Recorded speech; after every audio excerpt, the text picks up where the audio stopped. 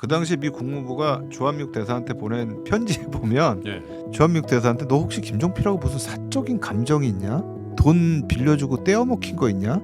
왜 그렇게 김종필을 싫어해? 이제 이런 게 있어요 보면. 예. 그러니까 미국의 입장에서 볼 때는 김종필 씨가 그래도 미국이 원하는 한일 관계도 좀 만들어주고 이러는데 한국 대사가 보내는 걸 보면 김종필은 나쁜 놈이고 뭐 완전히 김종필이 정권을 잡으면 대한민국 정부를 북한에 넘겨줄 것 같고 막 이런 보고서가 올라오니까 근데 이제 그 당시에 볼 때는 박정희를 중심으로 해서 뭔가 온건한 세력들이 정부를 안정적으로 잡아갔으면 좋겠는데 그 당시에 미국 대사관의 입장에서 볼 때는 김종필은 굉장히 강경파예요. 정치적으로 사람들을 뭔가 끌어모아서 하기보다는 자기 중심의 세력들을 딱 심고 가려고 하는. 자, 신과 함께 여러분, 한일 관계 어떻게 보면 굉장히 오랜 기간 답보 상태에 있었던 한일 관계가 새로운 장을 열고 있죠. 그래서 역사적인 연원에서의 한일 관계 또 굉장히 우리의 초미의 관심사로 되어 있는 징용 관계에 관련된 배상 문제라든지 또 독도에 관련된 문제가 어떻게 역사 속에서 배태되고 또 진전과 좌절을 반복해 왔는지에 대한 역사적 얘기를 재미있게 좀 풀어가 보겠습니다. 서울대학교 국제대학원의 박태균 교수님 모시겠습니다. 어서 오십시오. 네. 이렇게 길어질 거라고 생각 못 하셨죠? 제가 좀 말이 많습니다. 아닙니다. 근데 사실은 역사라는 걸 다른 얘기를 하면 옛날 얘기잖아요. 옛날 얘기를 이렇게 들으면서 사실 너무 팍팍 나가면 사실 그건 브리핑이 되니까 그래서 사실 교수님께 옛날 얘기 우리 근현세사의 한일 관계에 대한 옛날 얘기를 듣다 보니까 저도 그냥 더 듣고 싶어서 진행을 이렇게 길게 하는 것 같습니다. 지난 시간에 사실 카이로 회담이죠. 카이로 회담부터 샌프란시스코 조약에 이르기까지의 한일 관계의 굉장히 중요한 요소를 짚어주셨는데 자, 그 다음이 이제 한일 협정이죠. 네. 여기에도 미국의 입장도 있을 거고 한일 양국의 입장들이 있었는데 어떻게 한일 협정이 시작됐고 진행이 됐는지에 대해서 얘기를 들어보죠. 일단은 뭐 협상부터 시작을 해야 되는 거고요. 그래서 이제 샌프란시스코 조약이 맺어지자마자부터 이제 한국과 일본 사이에 협상이 시작이 됩니다. 그래서 거의 한 뭐 13년 정도 이제 협상이 진행이 되는데 이게 제대로 진행이 잘 안 돼요 처음에. 이게 기본적으로 인식의 차이가 거기서 딱 드러나는 거예요. 그러니까 샌프란시스코 조약에서도 사실 가장 큰 문제 중에 하나는 저는 일본의 전쟁 책임에 대해서 거기다가 직접 적기를 하질 않았어요. 적지를 않았어요. 그냥 일본이 뭐 여기 한정되고 어디 배상한다 이렇게 돼 있었는데 일본이 전쟁에 책임이 있고 그 책임에 대해서 어떤 책임을 져야 된다라는 게 명확하게 적혀 있지 않고 특히 식민지 문제에 대해서는 전혀 언급이 없어요 거기에는. 청구권 자금이라는 말은 좀 나오는데 식민지에 대한 얘기도 아니고 그러니까 이게 이제 이후에 있어서 미국의 입장에서 볼 때는 이게 냉전으로 갔단 말이에요. 냉전으로 갔는데 우리 입장에서는 섭섭하지만 미국의 입장에서는 중국이 공산화하고 나니까 이게 우리가 공산화된 중국하고 러시아와 맞서서 싸우려고 그러면 일본을 놓치면 안 되는 거예요. 일본이 그냥 있어도 문제지만 혹시 일본이 중국이나 러시아 편으로 가면 큰일 나거든요. 그리고 일본 내에서는 그때 당시에는 좌익이라는 게 굉장히 강했죠. 큰 존재로 있었기 때문에. 네. 그리고 또 거기에 그 당시 사회당은 사실 굉장히 친중 친북파였어요. 그렇니까요. 그러니까 이제 이런 부분에서 지금 이 일본을 잡아야 돼요. 잡아야 되는데, 그러니까 강한 놈이 나한테 오면은 플러스 1인데 절로 가면은 마이너스 2가 되죠. 이 마이너스 1이 아니라 마이너스 2가 됩니다. 그렇죠. 플러스 1이 안 되니까. 그러니까 이거를 지금 잡아야 되는 문제가 있는데 이제 이거를 잡으려고 하다 보니까 미국 쪽에서 지금 너무나 많은 양보들을 지금 계속 해주고 있는 거예요. 사실 샌프란시스코 조약에서 미국은 배상금을 안 받았습니다. 면제해줬어요. 그런가요? 네, 일본은 그때 안 냈습니다. 전쟁 배상금을 안 냈어요? 안 냈어요. 1달러도? 네. 그러니까 이게 만약에 지금 저 상황에서 일본이 전쟁 배상금까지 나오면 일본은 제대로 부응할 수가 없다. 그러면 미국의 파트너로서 아시아를 어떻게 할 수가 없다 이제 이 생각을 한 거예요. 그래 통상적이지는 않네요. 그럼 뭐 그 패전국가 상황 다 봐주고 하나요? 그렇다 하더라도 지금은 증거 안 하지만 니네 원래 있어 이런 거라도 해놓지 않나요? 원래? 전혀 안 했습니다. 근데 그게 이제 일본한테는 받지 않는다라는 원칙을 딱 이 중국이 공산화는 되는 순간부터 이제 딱 정하게 된 겁니다. 그러면서 이제 안 하고서는 한국하고 이제 이 협정을 하도록 하는데 여기에 이제 미국이 기본적으로 가지고 있었던 아시아에서의 생각이 있어요. 이게 뭐냐면 미국이 전 세계를 지금 다 경영을 하고 있는데 아시아까지 다 신경을 못 쓰니까 일본한테 미국의 역할을 떠넘기자. 그러니까 니네가 우리 대신에 미국의 이해관계에 맞도록 미일 동맹의 근거에서 아시아를 일본이 좀 저기 해라. 근데 거기에는 처음에는 경제적인 부분에 대한 것만 생각을 했는데 뒤에 가면 군사적인 것까지 다 생각을 합니다. 그러니까 자위대를 만든 것부터 해가지고 미국이 끊임없이 이제 여러 가지 시도를 해요. 뭐 이 원자 핵으로 움직이는 뭐 잠수함을 일본의 사대보항에 들어가게 한다든가 뭐 이렇게 해가지고 일본이 어떻게 반응을 하나 막 해서 일본 내에서 안보 투쟁이 일어나고 난리가 났었거든요. 그러니까 야 이건 안 되겠구나. 근데 그럼에도 불구하고 한국에 대해 주는 원조를 좀 일본이 책임지게 했으면 좋겠다. 해가지고 이제 미국이 이걸 다리를 놔가지고 이승만 정부하고 일본이 협상에 들어가는데 협상이 안 돼요. 일단 이승만 대통령은 딱 협상에 들어가자마자 한국이 받아야 될 돈이 얼마인가부터 리스트를 딱 작성을 합니다. 그래서 뭐 일본이 가져간 문화재, 일본이 뺏어간 거 해가지고 리스트를 이만큼을 만들어가지고 이제 딱 준비를 했어요. 일본 쪽에서 준비한 게 조선에 살던 식민지 때 조선에 살던 일본인들이 돌아갈 때 가져가지 않은 재산 이걸 또 다 리스트업을 해요. 이른바 적산이죠, 그게. 그렇죠. 근데 이게 국제법적으로 패전한 국가의 공공재산은 승전국이 접수해도 됩니다. 근데 개인 재산은 접수를 못하게 돼 있어요. 그렇군요. 그러니까 이제 일본 쪽에서 아까 지난번에 제가 말씀드릴 때 제일 조선인들이 조선으로 돌아갈 때 돈 못 가지고 가겠잖아요.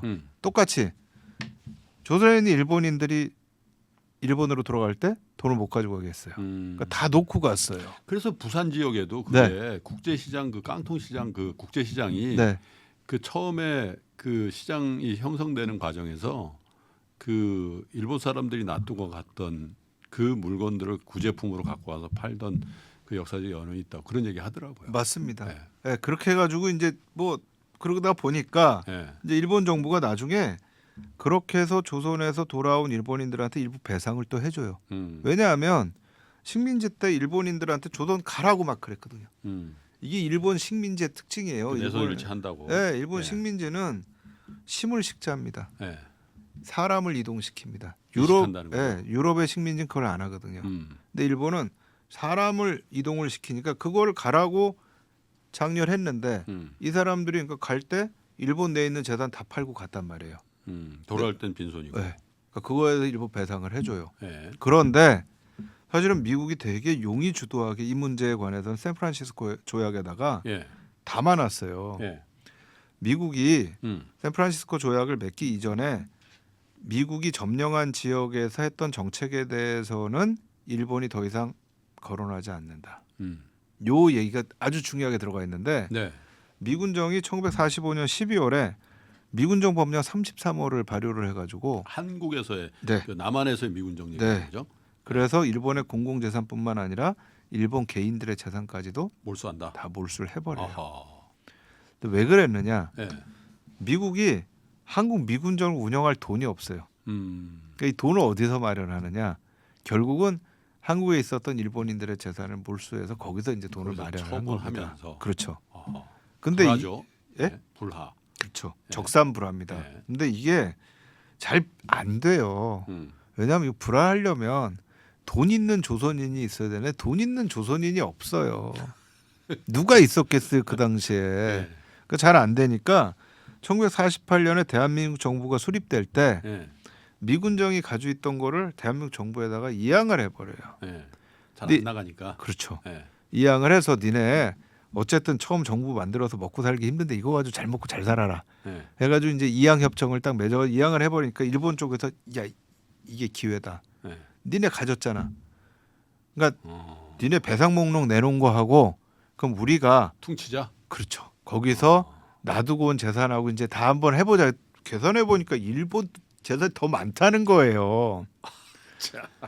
그러니까 이승만 대통령이 너 니네 무슨 헛소리를 하고 있어? 이건 말이 안 돼. 네. 라고 하면서 이제 얘기를 하니까 그때 이제 일본의 협상 대표였던 구보다라는 사람이 네. 야 니네는 우리 때문에 발전했잖아. 네. 그 우리가 아니었으면 러시아나 중국이 들어와서 니네 더 힘들었을 거야라는 발언을 합니다. 이게 이제 우리가 소위 얘기하는 구보다 망언인데 구보다 망언이죠. 네. 이것 때문에 이제 또 한동안 안 됩니다. 협상이 안 되다가 또 다시 시작하려고 그랬더니 일본이 한 게 뭐냐면 적십자 회담을 통해 가지고 네. 제일교포의 북송을 시작을 해요. 이게 59년입니다. 음. 그러면서 일본에 있는 제일교포들에게 음. 일정 정도의 재산을 가지고 북쪽으로 갈 수 있게 허락을 해줍니다. 근데 이거는 정부 간의 협상이 아니고 적십자 사이의 협상입니다. 네. 네. 북한 입장에서는 땡큐죠. 그렇죠. 일단 첫 번째 돈이 들어오죠. 사람도 들어오잖아요. 사람입니다. 그 전쟁에서 많이 죽었고. 맞습니다. 네. 그 노동력의 문제가 있습니다. 그렇죠. 이승만 대통령이 또 이제 열받아가지고 특공대를 파견을 해요. 일본에다가 이거 못 가게 네. 그 니카타 항이거든요. 그렇죠. 가가지고 이거를 해라. 네. 근데 이 특공대가 가다가 대부분 바다에서 빠져 죽습니다. 아, 실제로 특공대 보냈어요? 갔습니다. 현재 잡힌 사람도 있어요. 그럼 현역 군인들을 경찰이었다고 경찰? 알고 있습니다. 그러니까 그것도 그분들 중에서 살아서 나중에 이제 증언하신 분들이 있는데 오, 그래요. 그래서 현지에서 잡혀가지고 일본 감옥에 사는데 한국 정부가 난 몰라 너 해가지고 굉장히 억울하게 또 계셨던 분들이 있어요. 아, 그래요. 근데 여기에다가 미국이 50년대 한국에 대해서 원조를 주는데 원조는 돈으로 주는 게 아니라 물품으로 주잖아요. 근데 미국이 전쟁 때 경험을 해보니까 미국에서 태평양 전쟁을 하면서 전쟁 물품을 싣고 필리핀, 동남아시아, 일본까지 오는데 너무 멀어요. 운송 비용만 너무 많이 들어요. 그러겠네요. 그러니까 이제 한국에 대한 원조품을 일본에서 구매를 한 거예요. 이승만 대통령이 일본에서 구매한 거 안 받겠다 그러고 딱 닫아버려. 미국의 입장에서 야 이건 정말 우리가 공짜로 주겠다는데도 안 받는구나. 그래서 예전에 저도 어렸을 때 네. 그때 당시에 그 라디오 극 같은 거 들어오면 왜 그 성우가 이승만 대통령 흉내내면서 하지 중장하고 막 에? 네. 그랬던 그 기억이 나요. 그 있어요. 근데 이 양반이 노인네. 왜 50년대 신문 뭐가 나오냐면 미국 정부의 친일파만 깔렸다는 거예요. 그러니까 미국의 입장에서는 네. 환장하는 거죠. 이게 진짜 우리가 돈 안 주면 네. 당시에 군사 재정의 40%가 미국 원조였거든요. 군대 유지도 안 되는데 일본 물품이라고 안 받겠다? 그러니까 거의 지금 50년대는 한일협정을 포기하고 있었는데 미국으로서는 지금 어떻게든 미국이 갖고 있는 아시아에서 부담을 일본한테 넘기고 싶은데 제일 큰 부담이 한국인데. 네. 근데 이게 이제 4.19 혁명이 나고 5.16 쿠데타가 나고 장면 정부가 들어오고 박정희 군사 정부가 들어오니까 아 이젠 된 거예요. 이 사람들은 너무나 적극적이에요. 장면 정부는 사실은 기업가들의 입장에서 어떻게든 일본하고는 다 풀어나가겠다. 아주 전향적으로 막 진행하고 있는데 이제 5.16 쿠데타가 났어요. 박정희 정부 또 이제 이게 맞는 거죠. 그러니까 내가 정권은 불법적인 방법으로 잡았지만 이거를 내가 국민들로부터 지지를 얻는 방법은 경제다. 그럼 돈이 있어야 된다. 그렇죠. 그래가지고 이제 돈을 구하러 다니는데 네. 여기에 이제 불을 지른 게 KBS에서 그때 네. 아실 때 말씀드렸지만 그렇죠. 네. 박정희가 하겠다고 계획을 세워놨는데 미국이 돈을 안 주는 거예요. 네. 서독에 갔는데 서독에 돈 달라 그랬는데 줄 것처럼 그러더니 사실은 서독 뒤에 누가 있겠어요. 미국이 있는 거죠. 돈이 없어요. 그리고 울고 온 거죠. 네. 간호사들 만나고, 그렇죠. 정부들 만나고. 네. 자 어디서 하느냐? 네. 일본하고 빨리 해야죠. 이걸 이제 전향적으로 한 겁니다. 여기에 중요한 역할을 했던 게 이제 김종필 씨고 네. 사실 김종필 씨의 역할은 저는 굉장히 우리가 이거를 가치 평가를 떠나서 굉장히 중요했다라고 생각하는 게 왜 저희가 지난 시간에 맨 앞에서 거의 10년이 넘는 동안에 한국과 일본 사이의 관계에 혀를 뚫지 못했다. 예. 근데 74년 5년에 있었던 이 문제는 혈이 뚫렸다. 예. 이런 때 김종필 씨가 굉장히 중요한 역할을 합니다. 그러니까 사실은 외교라는 게요. 위에서 정부가 하는 외교가 있지만 다른 한편으로는 사실 물밑으로 가는 진짜 이 신뢰와 이런 거에 기반한 외교가 필요해요. 근데 저희가 이제 기본 현대사에서 보면 뭐 김오이라 메모라고 해가지고 그렇죠. 네. 김종필 씨가 일본의 오이라 대표하고 해가지고 이 비밀리에 청구권 자금을 합의했다. 네. 그래서 뭐 한국을 팔아넘겼다. 그건 저는 잘못된 거라고 생각을 해요. 비밀리에 그렇게 하는 건 잘못된 거지만 어쨌든 그런 협상을 할 수 있는 사람이 있다면 너무 중요하거든요. 그러니까 미국도 사실 고민을 했어요. 그 당시에 네. 미국은 김종필을 쳐내고 싶었어요. 미국이? 네. 왜요? 박정희는 지내보니까 좀 신뢰할 만한데 네. 김종필은 보니까 저 음모가야 완전히 저러다가 네. 정권 다 들어먹을 것 같이 생긴 거예요. 김종필. 예. 그래서 사실은 제가 이제 제목은 그렇게 붙였지만 네. 제가 붙인 제목은 사실 김종필 제거 계획을 2번 세워요. 미국이? 예. 그래서 63년하고 미국의 제거 계획의 예. 그 행위자는 누가 돼요? CIA가 되는 거예요, 그러면? 미국 대사관이죠. 대사관? 예. 그 당시 미 국무부가 주한미국 대사한테 보낸 편지에 보면 예. 주한미국 대사한테 너 혹시 김종필하고 무슨 사적인 감정이 있냐? 돈 빌려주고 떼어먹힌 거 있냐? 왜 그렇게 김종필을 싫어해? 이제 이런 게 있어요 보면. 예. 그러니까 미국 입장에서 볼 때는 김종필 씨가 그래도 미국이 원하는 한일 관계도 좀 만들어주고 이러는데 한국 대사가 보내는 걸 보면 김종필은 나쁜 놈이고 뭐 완전히 김종필이 뭐. 정권을 잡으면 대한민국 정부를 북한에 넘겨줄 것 같고 막 이런 보고서가 올라오니까. 근데 이제 그 당시에 볼 때는 박정희를 중심으로 해서 뭔가 온건한 세력들이 정부를 안정적으로 잡아갔으면 좋겠는데 그 당시에 미국 대사관의 입장에서 볼 때는 김종필은 굉장히 강경파예요. 누구한테 강경파요? 대일본? 아니요. 그럼요. 정치적으로 네. 사람들을 뭔가 끌어모아서 하기보다는 예. 자기 중심의 세력들을 아하. 딱 심고 가려고 하는 예. 그것도 사실은 미국이 굉장히 의심스러운 사람들을 좀 끌고 가려고 하는 게 있었어요. 예를 들면 이제 과거에 예. 남노당에 좀 관련됐던 사람들이 좀 있고 또 이 김종필 씨가 민주공화당을 만든다 그러면서 기존의 자유당이나 민주당에 속하지 않았던 새로운 지역의 지도자들을 이렇게 발굴해 와요. 예. 근데 미국의 입장에서는 생전 처음 보는 젊은이들이야. 그러니까 예컨대 예춘호 씨 같은 경우 부산에. 예춘호 씨는 사실 그 이후에 박정희 정권에서 다른 길을 가죠. 그 삼성개헌 때문에. 그렇죠. 근데 삼성개헌 그 왜 그러냐면 예. 삼성개헌이 없었으면 김종필 씨가 대통령 되는 거거든요.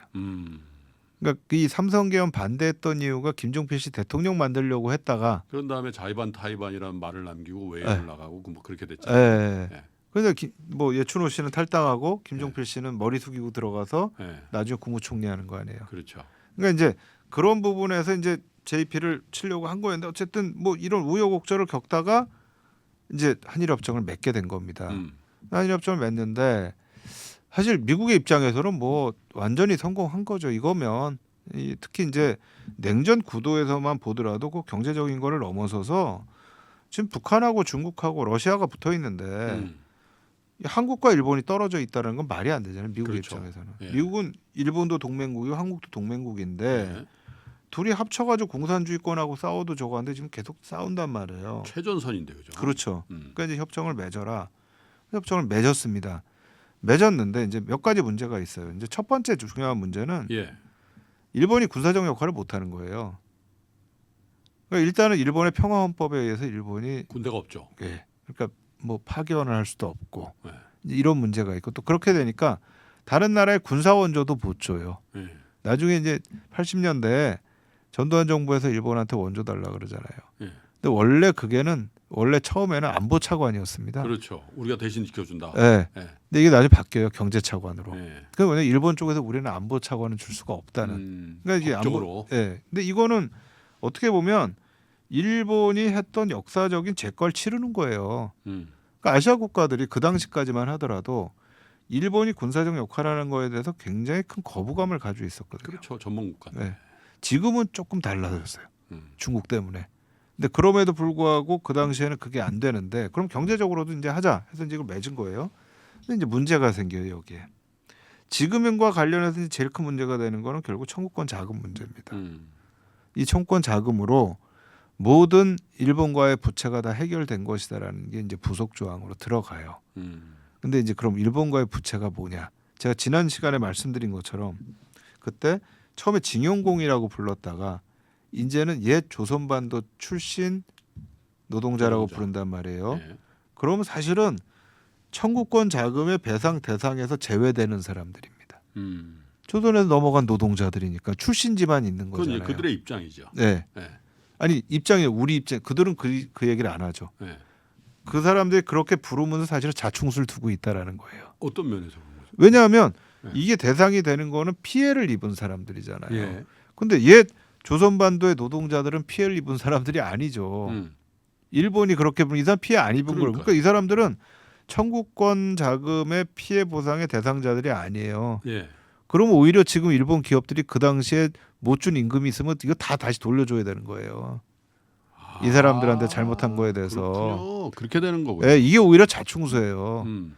근데 어쨌든 일본 정부는 우리는 잘못한 게 없다, 강제징용 없다, 강제연행 없다 얘기하려고 이제 그렇게 부르고 있거든요. 그러니까 이제 그 애매한 지금 청구권 자금 문제가 있고. 만약에 이게 강제징용이라고 돼 있으면, 네. 그 청구권 자금으로 인해서 이게 저 피해니까 네. 그걸로 다 커버가 됐다라고 주장할 오히려 수 있는데, 오히려 그럴 수가 있죠. 네, 그런데 이거는 피해자가 아니고 정상적인 노동자라고 했으니까 이 민간 기업에서 체불을 한 거가 되는 거군요. 체불을 한 것도 있고, 그러니까 제대로 안 준 거죠. 네. 제대로 안 줬고 노동 조건도 너무나 열악했고요. 어허. 실제로 거기에 가서 거주 이전의 자유가 없었어요. 이거에 대한 배상을 해줘야 됩니다, 기업들이. 네. 그러니까 오히려 그 호칭이 저는 더 발목 잡는 호칭이라고 생각하는데 자기들은 잘못이 없다고 그런 호칭을 쓰고 있는 거죠. 어쨌든 지금 그런 문제가 지금 있는 거고, 두 번째는 이전의 조약들을 어떻게 합의하느냐의 문제예요. 이게 네. 이제 한국과 일본 사이의 역사 인식이 어떤 이 컨센서스를 가져야 된다.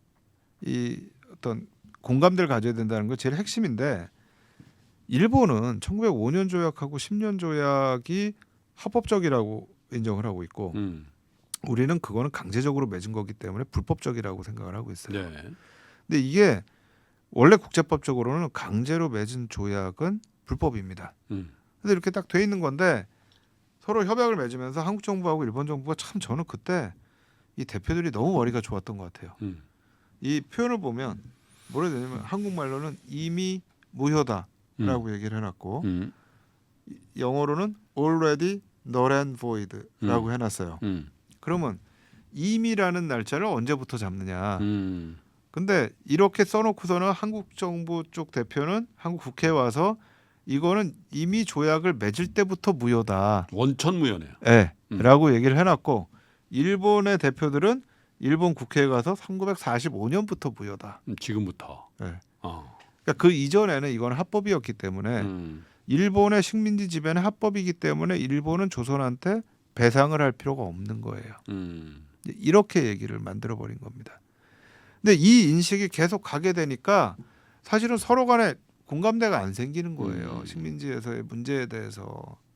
그리고 이제 이렇게 가니까 젊은 사람들은 도대체 언제까지 사과하라는 얘기다. 이미 다 끝난 문제인데 이런 얘기들이 나와버리는 거죠. 근데 이제 이게 하나 있는 거고요. 세 번째는 이건 이제 한국 정부가 자충수를 둔 건데 한국 정부가 원래 원했던 거는 1948년에 유엔에서 대한민국 정부를 수립한 것처럼 일본과의 협약에서 일본이 한반도 전체에서 유일한 합법 정부는 대한민국 정부라는 걸 인정해달라는 걸 거기다 넣고 싶었어요. 근데 일본에서 아까 하신 것처럼 그 당시 사회당이 굉장히 셌고 사회당은 북한을 지지했고 네. 이러니까 야, 뭐 남한 정부하고만 그럼 맺으면 북한은 뭐야 하고 반대를 하기 시작한 거예요. 그러니까 일본 정부가 오히려 야, 잘 됐다 차라리 이걸 이용해서 가자 해가지고 48년에 대한민국 정부를 승인한 유엔안에 보면 대한민국 정부는 한반도에서 유일한 합법 정부다.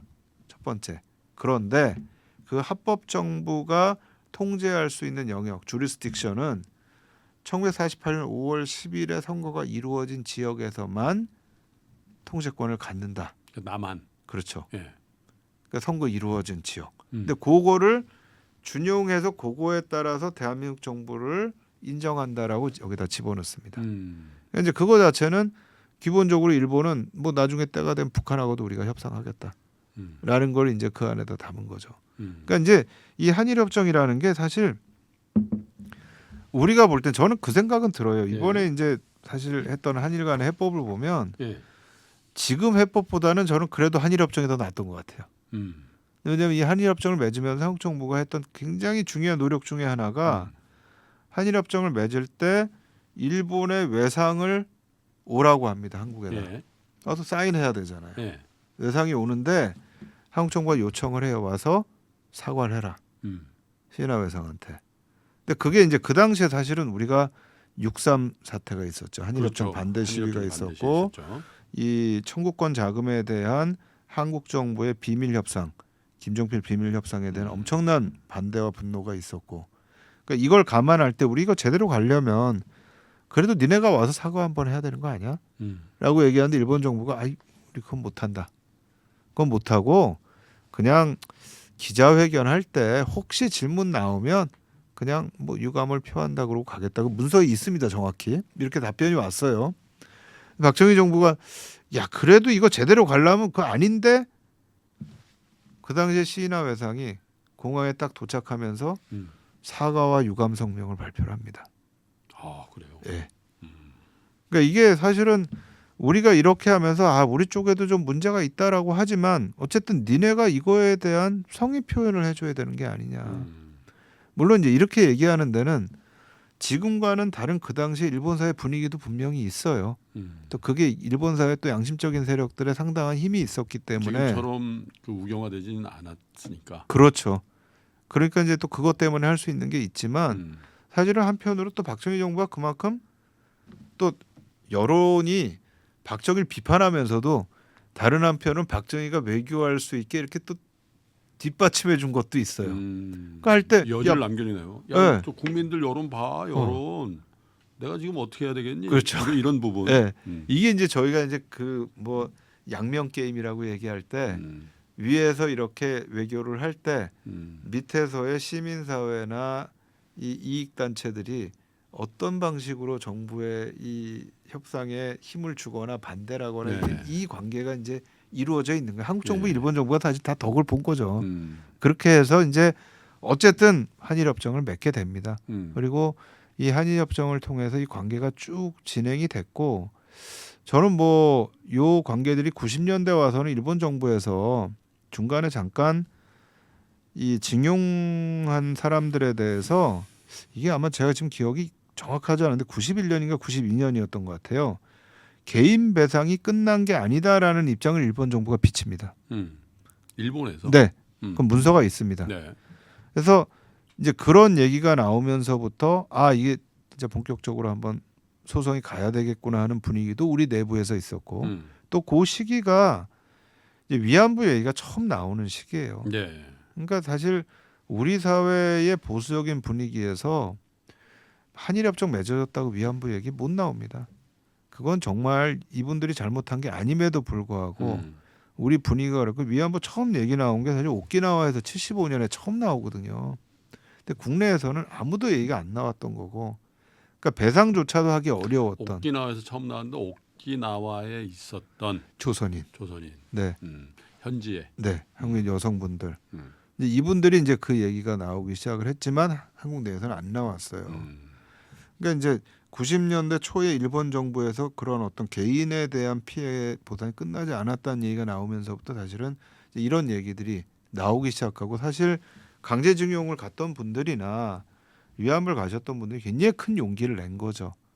용기를 내서 사실 이분들의 입장도 배상 문제도 있지만 더 중요한 거는 잘못을 사과를 하고 서로 간에 앞으로 이런 일은 다시는 없어야 되겠다라고 하는 공감대만 형성을 하면 된다. 이게 제일 큰 건데 원래 과거사 문제가 그래요. 과거사 문제 첫 번째 스텝은 진상규명을 통한 명예회복입니다. 두 번째가 배상입니다. 세 번째가 가해자와 피해자의 화해입니다. 근데 지금 두 번째 문제까지는 어떻게든 왔어요. 근데 세 번째 문제가 완성이 돼야만 과거사 문제 더 이상 얘기 안 하고 과거사 문제 이 피로도만 높아져요.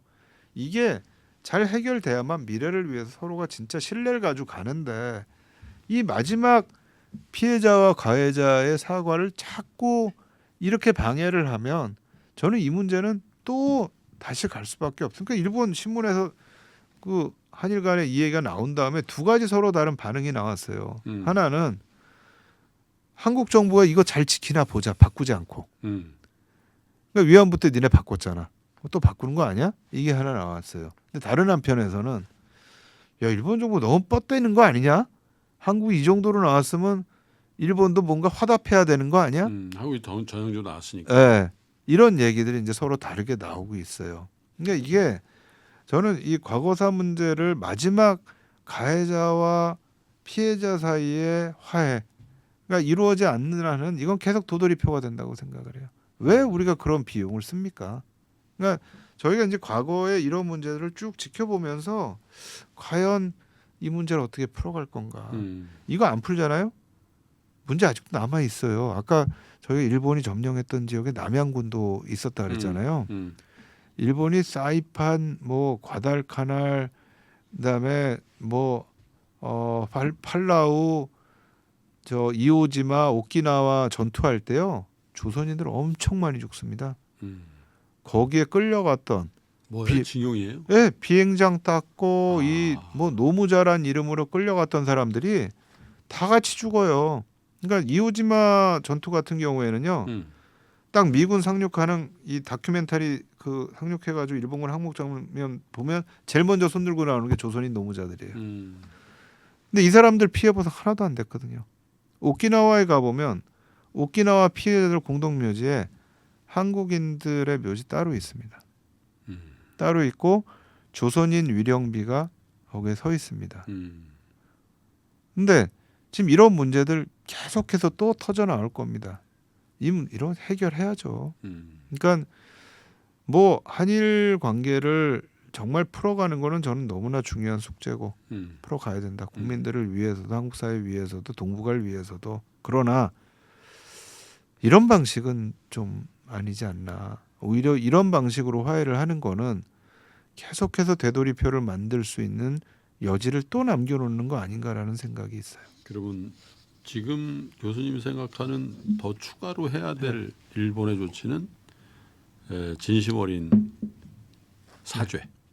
진심 어린 사과라는 표현을 조금 더 그냥 좀 순화해서 얘기를 하면 순화라는 표현이 맞는지는 모르겠습니다만 과거에 일본의 내각들이나 또 일본의 왕 덴노가 했었던 그런 어떤 과거사에 대해서 유검과 또 사과의 그런 뜻을 그대로 계승하겠다.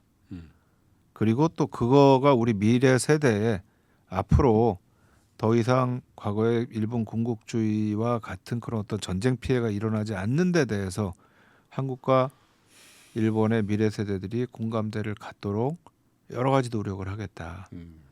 저는 그거면 딱 될 것 같아요. 어차피 같은 정부잖아요, 자민당. 네. 물론 중간에 뭐 사회당도 있고 네. 민주당도 있긴 있었습니다만은 왕도 같은 저거고. 근데 그걸 계승한다라는 얘기조차를 못하는 게 지금 일본의 현실인가요? 그러니까 그게 사회적인 분위기. 일본 내에서 뭐 자꾸 뭐 정치적인 문제, 사회적인 분위기 때문에 그렇다라고 하지만 훌륭한 지도자는 그래도 할 건 합니다. 예컨대 저는 사실은 고이즈미 총리가 일본 갔을 때 깜짝 놀랐거든요. 북한. 북한 갔을 때. 그러니까 이게 이 사람 뭔가 좀 다르구나. 물론 이제 그게 역효과를 가져오긴 했습니다만 그게 사실은 지도자 아닌가요? 그러니까요. 미래를 위해서 자기가 결단을 내리는 거 좀 아쉽죠. 그래서 일본을 보면 좀 안타까워요. 왜냐하면 사실 경제적으로도 보면 일본이 버블 붕괴 이후에 정말 한 발자국도 못 나가고 있잖아요. 또 기본적으로 일본의 기술이라든지 이런 부분이 정말 좋은 자산으로 있음에도 불구하고 글쎄 일본을 지금 그 경제적인 측면에서 인류 국가라고 판정하기 굉장히 어려운 요소들이 굉장히 많죠.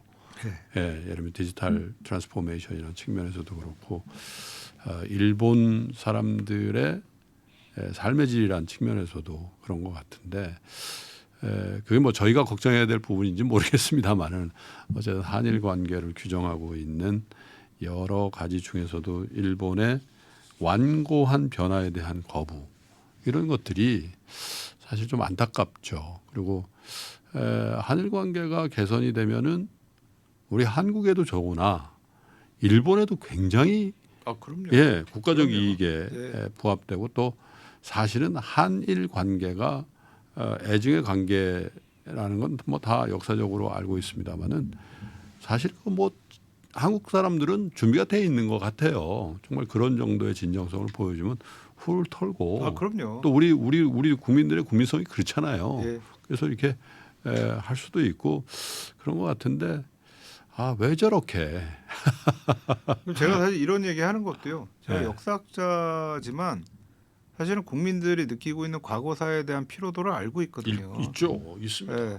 근데 그거를 풀기 위해서는 음. 이제 마지막 고리를 풀어줘야 되거든요. 근데 그거를 지금 안 풀어주고 있는 건 사실 우리 쪽이 아니고 저는 일본 쪽이라고 생각을 해요. 그러니까요. 근데 그거를 또 일본 쪽이 풀도록 하는 것도 우리의 역할이죠. 그러니까 그게 이제 요번에 한일 간의 해법을 할 때 약간 제가 아쉽다라는 거고 또 그런 부분에서 또 일본의 지도자들의 또 문제는 뭐냐면 지도자는 일본 자기 나라 국민들의 제일 중요한 게 안보와 경제적 번영을 책임져 줘야 되잖아요.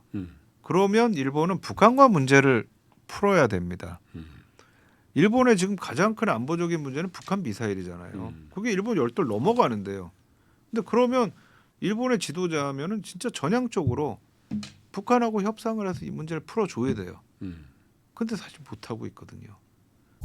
삼성전자는 어느 사업부가 가장 돈을 많이 벌까요? 여기서 확인해 보세요. 3프로TV 데이터 센터.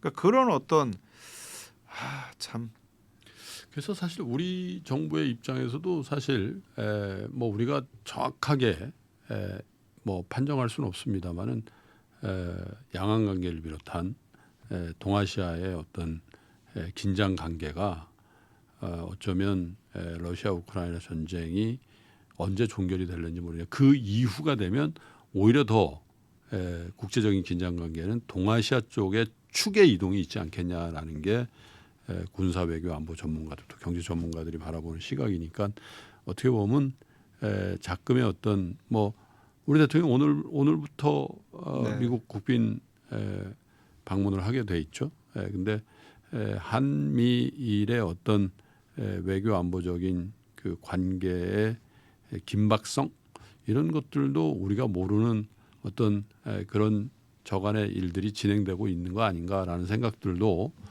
추론컨대 가능한 것 같습니다만 어쨌든 역사학자의 입장에서 최근에 변화되고 있는 한일 관계에 대한 조망을 이렇게 좀 해봤는데요. 근데 저는 그런 생각이 좀 드네요.